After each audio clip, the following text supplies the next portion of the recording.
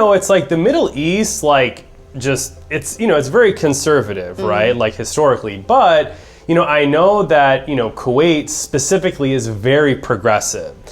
You know, being a news anchor, right, and especially being, you know, the first news anchor in Kuwait, you know, wearing a hijab, like I can't imagine that process being, you know, very easy. So can you tell me a little bit about just, you know, your experience as a news anchor there? Yeah, like it's funny, like you say, like people have this like misconception, I would say, of like conservative, like the Gulf, the Middle East, like being conservative. But like, what is the definition of like conservative? Well, conservative is like, you know, out here, like, you know, people are walking around like chest out, butt out, you know, just out here in these streets, just like reckless and wild, you know. But like in the Middle East, right, like generally, like, you know, when I say conservative, like, you know, conservative views, conservative dress, like, I don't mean necessarily like ideology. I just mean kind of like, just overall. Yeah, you know? But you know, like actually if you look at the definition of conservative, it's like, it's an adversity to change. It's an adversity like to innovation, and it's a hold on like their social values and traditional values.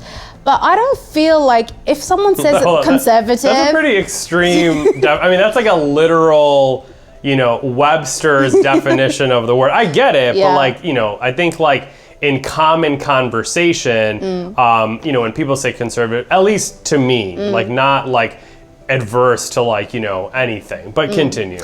But yeah, like, so conservative is like, it depends on like the view. Like when people say conservative, they think it in a negative way, like, but what I don't... Generally speaking. Yeah, generally speaking, but I feel like what is negative about someone or a country wanting to hold on to traditional values? Because I feel like now the society as we are, like we're seeing less and less in that.